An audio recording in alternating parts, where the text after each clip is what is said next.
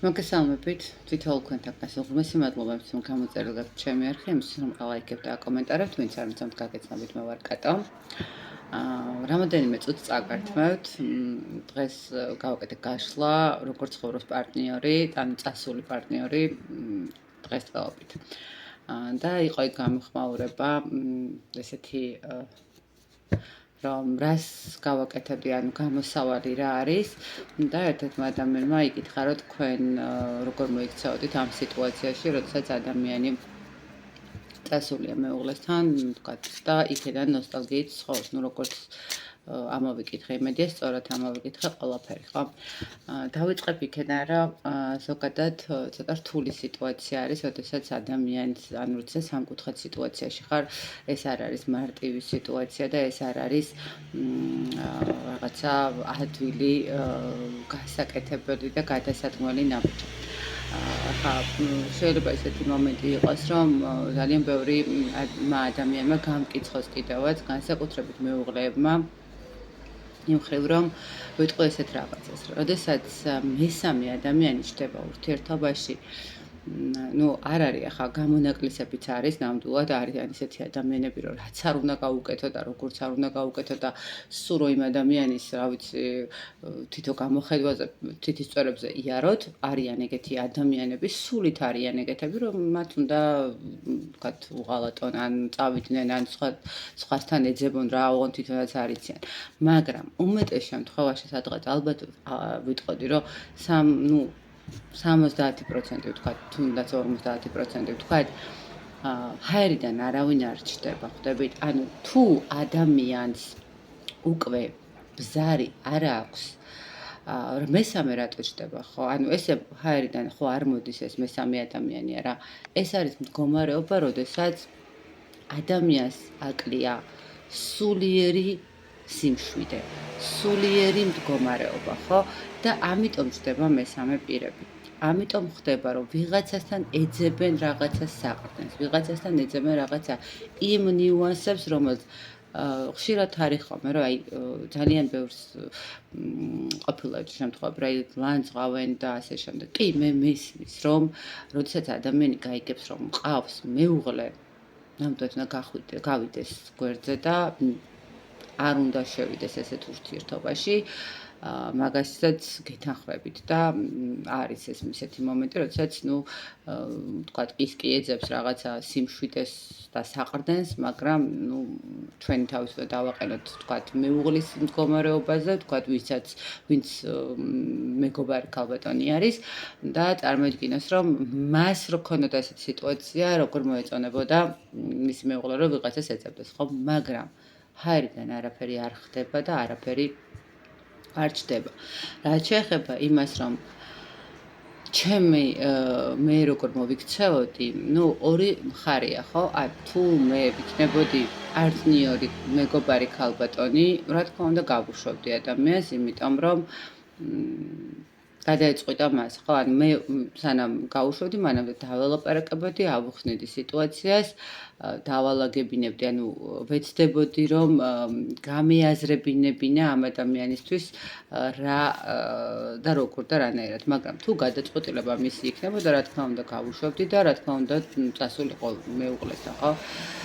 მეორე ფაქტორი, ხო, ახლა მეორე თუ წარმოვიდგენთ, რომ მე მეუღლის მდგომარეობიდან, რახან ჩემი აზრი გაიტანს, მეუღლის მდგომარეობიდან ხედავ, ნახეთ, ვერავინ ვერ დამაჯერებს იმას, რომ ქალბატონები ვერ ხვდებიან მის გვერდით მყოფი მამაკაცი, როდის რა ენერგიებშია, როდის ცუდხასიათზეა, როდის კარგხასიათზეა, ან ბედნიერია თუ არა, ან რაღაცა ხდება თუ არა მის თავს. ვერავინ ვერ დამაჯერებს ამას, იმიტომ რომ ყველა ქალს აქვს ამისი ძალიან კარგი ინტუიცია, კარგად არის განვითარებული ეს მომენტები და საკმაოდ კარგად ვიცით, როდის რა ხდება. შესაბამისად, მე თუ მეუღლის მდგომარეობაში ვიქნებოდი, დავისვავდი და ვეტყოდი, რომ წასულიყო იქ, სადაც ბედნიერი იქნებოდა. შეიძლება ახლა მოგეჩვენოთ, რომ აუ ძალიან სისულელებს ლაპარაკობს და აბა თავის თავზე იყოს და თუ გააკეთებდა მაგას მერე გვენახა, მაგრამ ნამდვილად ეგრე არის. იმიტომ რომ ადამიანი თუ ჩემთან ბედნიერი არ არის, თუ ჩემთან იტანჯება ნახეთ, მე თუ ადამიანი მიყვარს, მე თუ მიყვარს ადამიანი და მას არ ვუყვარ ვარ, აღარ უნდივარ, ჩემთან ის ბედნიერი არ არის. მე ზუსტად იმ სიყვარულმა უნდა გამოშვებინოს. მე ზუსტად იმ სიყვარულმა და იმ პატივისცემამ უნდა გადამადგმევინოს ეს ნაბიჯი. არა ეგოიზმა, რომ მე მიყვარს და რა ვიცი, მასაც ეყვარებ. ძალიან ხშირია ხოლმე ჩემთან ესეთი მქონია შემთხვევები, რომ აი იცით რა არის, აი მეუღლეს ვიღაც ყავს, პირდაპირ გეტყვით, რომ ჩამიხედია, ხო არის ხოლმე, კი. არის ესეთი მომენტიც, რომ ვიღაცა თქვათ მეგობარი ქალბატონი უკეთებს რაღაცა ნეგატივებს და ცდილობს წაყვანას ოჯახიდან, რა თქმა უნდა, არც მაგის მომხრე ვარ, მაგრამ არც იმის მომხრე ვარ, რომ რახან ჩემი მეუღლე ქვია, მე მაქვს იმისი უფლება, რომ ადამიანს ჯადო გავუკეთო და დავისვა სახლში და ჩემი შვილების მამაა და აბა რა, სხვა რა უნდა გავაკეთო, ხო? არა, მეგობრებო, ესე არ ხდება, ესე არ არის და უბრალოდ იმაზეც უნდა დაფიქრდეს ადამიანი, არა აქვს მნიშვნელობა რომელი მხარე იქნება, რომ ეს ქმედება შეიძლება დღეს ბედნიერად იგრძნოს თავი, რომ ეს ადამიანი არის მის გვერდით, მაგრამ რაღაცა დროის მერე მიხვდება, რომ ძალიან არასწორი ნაბიჯია, იმიტომ რომ პირველ რიგში მამაკაცს ძალიან ურტყავს ნეგატიური ზემოქმედებები მის პოტენციალზე. ძალიან ურტყავს მის ფინანსებზე. მის გონებაზე. შეიძლება ადამიანმა დაიწყოს სმა, ადამიანი არის სულ ნერვოზული, ადამიანი სულ არის უხასიათოდ, სულ რაღაცა ცდილობს, რომ თავი აარიდოს ყველაფერს, არის ძალიან დაბნეული, ვერ იგებს ჯანმრთელობის მდგომარეობა ძალიან უარესდება, გაურკვევლად შეიძლება დადიოდეს ექიმებშიც და ასე შემდეგ და ვერ იგებდეთ რა სჭირს, მაგრამ ადამიანი ან უაზროდ სუქდება, ან უაზროდ ხვდებით, აი არც ჭამს იმ დროს და ძალიან მიდის სიმსუქნეში, ან პირიქით საკმაოდ ჭამს, ყველაფერი რიგზეა თითქოს და ადამიანი სუსტდება და სუსტდება. ეს ყველაფერი არის ნეგატივი. არის ზემოქმედებიდან გამომდინარე და ძალიან ცუდი შედეგები მოყვება ამ ყველაფერს ხო.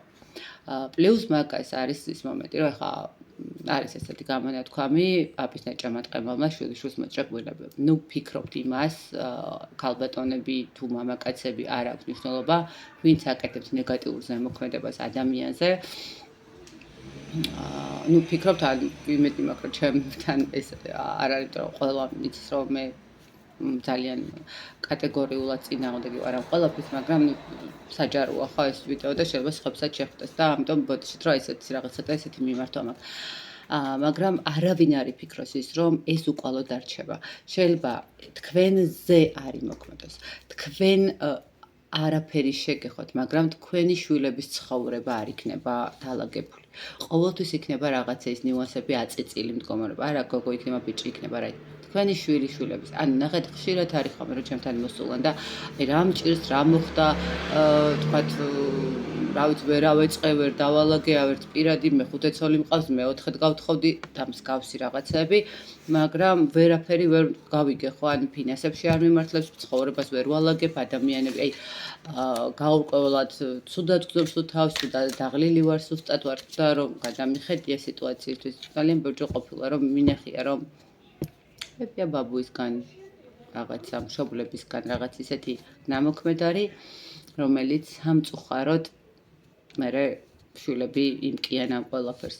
ამიტომ მე ჩემი გადასახედიდან ესე ვიტყოდი, რომ არ აქვს მნიშვნელობა, რომელი მხარდანაც არ უნდა ყოფილიყავი და რომელი მხარეც არ უნდა მქონოდა, მე აუცილებლად გავუშვებდი ადამიანს და მივცემდი არჩევანის საშუალება ქონოდა თვითონ არა ულტიმატუმებით, არა იმით რომ რაღაცა დამეჭირა, ან ნეგატიური ზემოქმედებით, ან რაღაცა თქვათ შვილებს არ განახებ და ან რაღაც თუ წამოხვალ თუ არ წამოხვალ, ნუ არა მეგობრებო, ანუ ნებისმიერი манипуляცია, ნებისმიერი რაღაც ისეთი მდგომარეობა, როდესაც ადამიანს უზღუდავს შესაძლებლობას. არა აქვს, ნახეთ, ცოლქმრის მდგომარეობა ცალკე კიდე ერთი თემაა და პლუს მაგას მეორე თემა არის, როდესაც მშობლები იქცევიან ისე, რომ იცით რა, განათხოვარია და ჩემი ბიჭმა რატო უნდა მოიყვანოს, განათხოვარი, შვილიანი და ასე შემდეგ და ასე შემდეგ, ან ასაკით უფროსია, ან ეს არის ადამიანებო.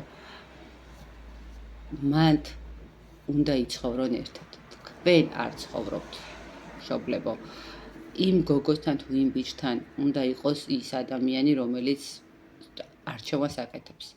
ის ადამიანი თუ ბედნიერი რად გრძნობს იქ თავს, ის ადამიანი თუ სუბუქად გრძნობს იქ თავს, შვიდად გრძნობს თავს და გრძნობს რომ ეს ის ადამიანია, რომელთანაც იქნება ბედნიერი, სულიერი სიბედნიერეზეა აქ ლაპარაკი და ამ მიწიერ სამყაროზე ყველაზე მნიშვნელოვანი არის რომ სულიერ ბედნიერებას მიაღწიოს ადამიანმა, ხო?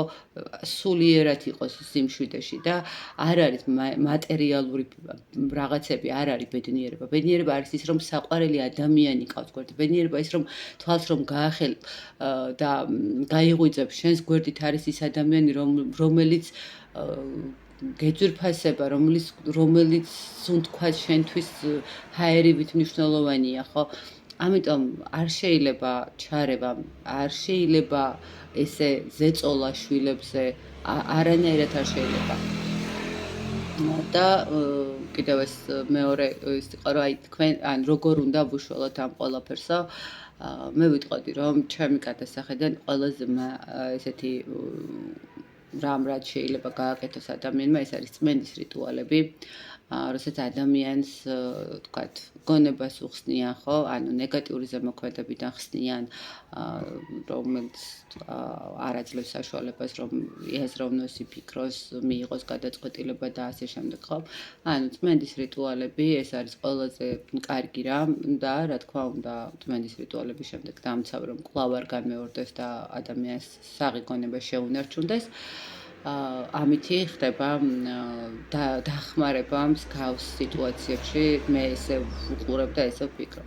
კიდევ ერთხელ ვიძახი, ანუ ძალიან შეიძლება ბევრმა მიწყინოთ და ბოდიშით თუ კი გეწყინათ, მაგრამ დაფიქრდით, რასაც ვამბობ, თუ რამე კითხვა იქნება, კი ბატონო მომწერეთ, გნებავთ პირადი ნომერი არის დაფიქსირებული და გნებავთ პირადი მომწერეთ და გიპასუხებთ.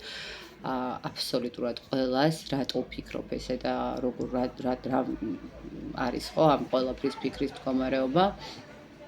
ასე რომ ჩემი გადასახედიდან რაც ვკითხეთ, გეუბნებით რომ მე არ აქვს მნიშვნელობა რომელი მხარეც არ უნდა ვიყო, გავუშვებდი ადამიანს იმისთვის რომ თვითონ ეგრძნო თავი ბედნიერად, თვითონ მიიღო გადაწყვეტილება და თვითონ მიიღო რაღაცა სწორი არჩევანი, ხო? ანუ აბსოლუტურად შეიძლება ადამიანი გაუშვას ორივე მხარემ და ადამიანმა არც ერთი მხარე არ მოირჩიოს, არის ესეთი მომენტიც, საერთოდ არც ერთი მხარე უბრალოდ თავისთვის უნდა და იცხოვროს. არავინ არ უნდა გვერდში, არც ცოლი, არც მეგობარი, არავინ. ოღონდ თვითონ შეძლოს სუნთქვა. აი ეს არის.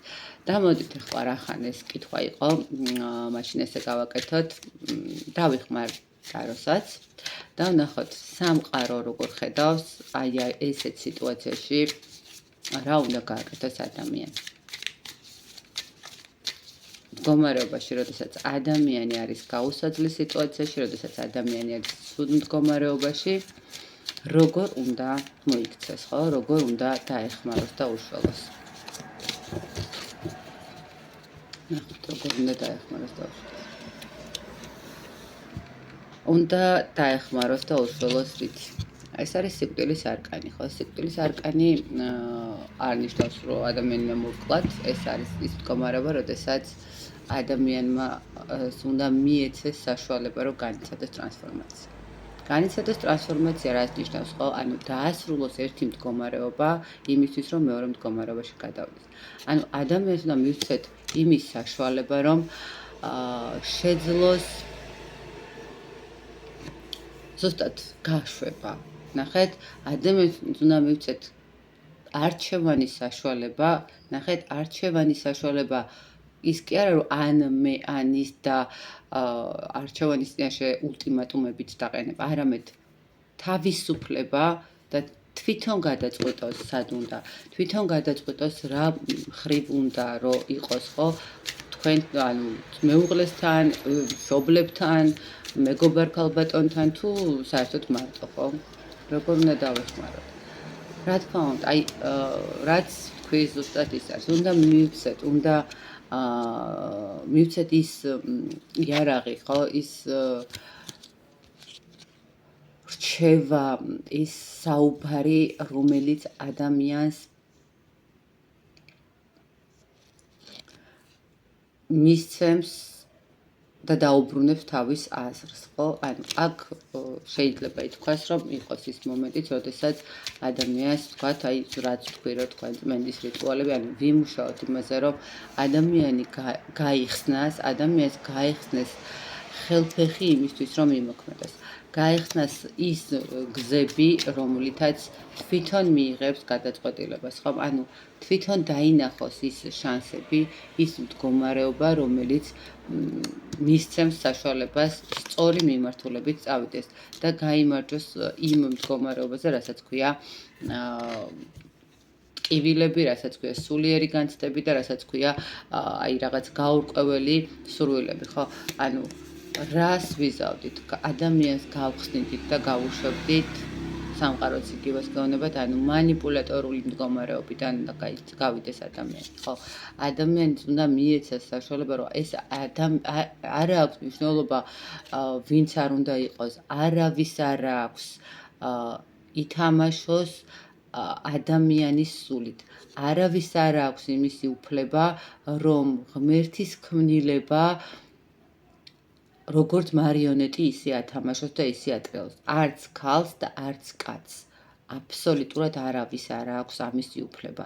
ყველას აქვს თავისი მე, თავისი სივრცე, თავისი პირადი სურვილები, პირადი ხო რაღაც შინაგანი მდგომარეობა, რომელიც უნდა იყოს მხოლოდ და მხოლოდ მისი და მისი გადაწყვეტილებებით და არა საზოგადოების, დედმამის, ბიძაშვილ-მამიდაშვილების, სამეგობროსი, სადაქალოსი, სადმაკაცოსი, არავისი, აი აბსოლუტურად მეზობლის და ასე შემდეგ, ხო? ადამიანს ნახეთ, სამყაროც იმას ამბობს, რომ მიეცით საშუალება ადამიანს ის, რომ გავიდეს ამ სიტუაციიდან, შეძლოს ტრანსფორმირება, შეძლოს განახლება. მიეცით ის იარაღები, ანუ იარაღი რა იარაღი უნდა მისცეთ, ხო? ხა თუ ადამიანს ჯადოს გაუკეთებს ვიღაცა და სახში დაიცვავს, ფაქტიურად ყველაფერი წაართვა, ხო? ანუ მიეცით თავისუფლება. ნუ მიიბავთ, ნუ ეცდებით რომ რაღაცა ჩაკეტოთ ადამიანი, ხო? ნუ წაართმევთ მისი სურვილი, ანუ მის ნებას, ხო? აი ეს მომენტი არის. აი ესე ამბობს ეს ჩვენი არკანებიც, ასე რომ, რა ვიცი. იმედია ამომწურავად გაგეცით პასუხი, იმედია სწორი მიმართულება დაინახავთ და